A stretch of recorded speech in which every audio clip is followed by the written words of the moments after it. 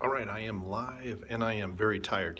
So this is Brainmuffin with a beer review, and I'm hiding in an alcove at HorrorHound 2019, sitting on the floor because there aren't any chairs around here. So this is the official HorrorHound 2019 beer. So last year they did a 3D beer that you could get only on the glitter in only on tap in one restaurant or one bar, and I didn't do a review and I should have. Maybe if I pulled it further away. But hey, Logan Michael Anti-Funko Pops, hello. So let everybody know, anybody that's watching, let Nick know that I'm finally actually doing a review for this beer. Unfortunately, I'm not going to be able to pour it out and show everybody. It is a cream ale.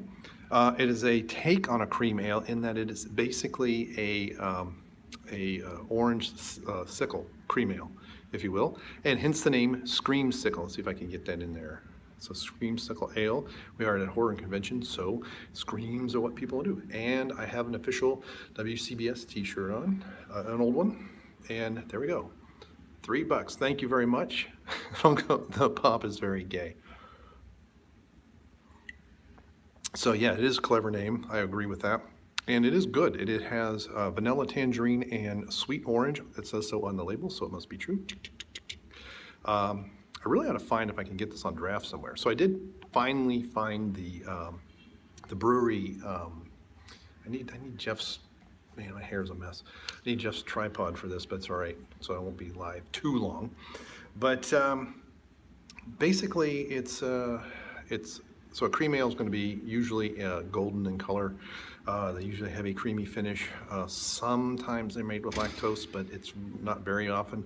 Usually they have some kind of maize that they use for the texture. So the corn is not providing any actual malts. It's providing body and texture so that it finishes with this creaminess, reminiscent of creaminess, even though there's no actual cream in it. So I don't want people thinking there's milk in here. Now, as far as lactose, it would be lactose sugars, and so some of your milk stouts and things like that do have stuff like that. See if I can change hands. My arm is killing me. I actually checked this into Untapped yesterday. I can't do that now because since I'm live, but I gave this a solid, I think a 4.25. I really like it. I really like the idea of it. It's a nice, for me it's refreshing. The vanilla is very present. As it warms up, it gets more noticeable. Tangerine is there. And the sweet orange is kind of a mid-mouth shows up, so it's not so bad. But anyway, this is the official beer. And there you go, just tweeted out the live video. Thank you. Unfortunately, I don't know how much more live I'm going to be. Like I said, I've kind of secluded myself. You had a bunch of people walk by. So this is what my view looks like. So out, come on. Lighten up a little bit. It's not letting me do it.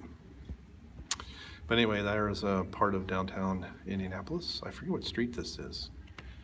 Congress or something like that. But I did finally found a convenience store and got a monster. I've had a headache all day and I am extremely tired. I'd rather take a nap and I really need a haircut. So I'm gonna switch hands. So let me give you a little bit more information about the beer and let me take a sip.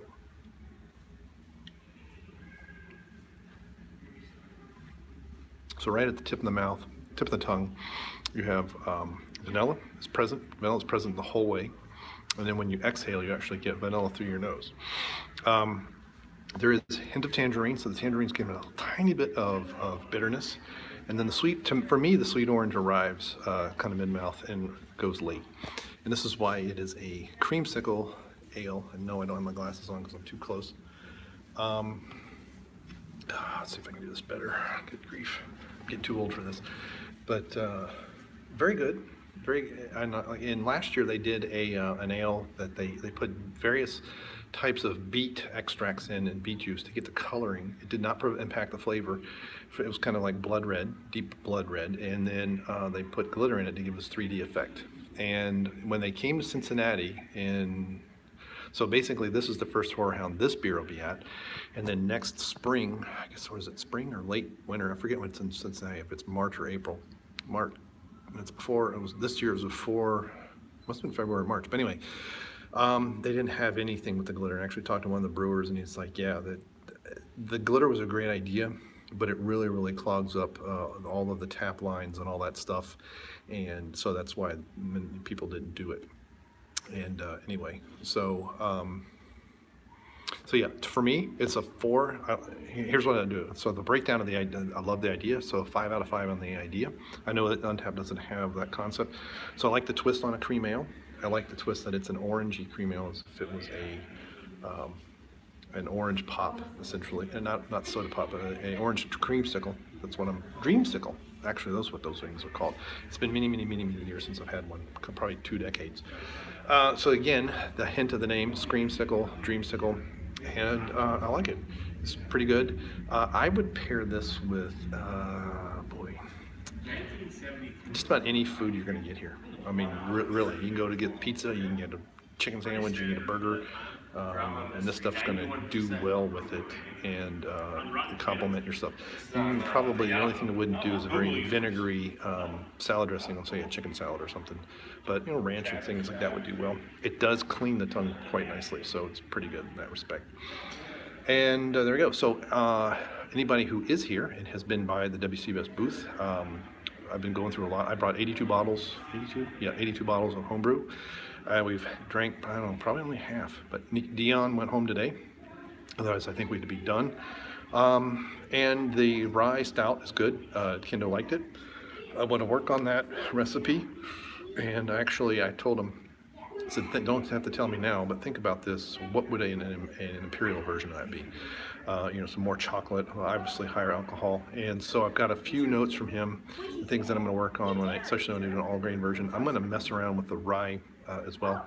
And I did find the Scarlet, this is Scarlet Lane Brewing. I did find their booth finally, literally right across from us, and talked to, I forget her name, I talked to her last year too. But some of the ideas that they have and things like that, so it's pretty cool.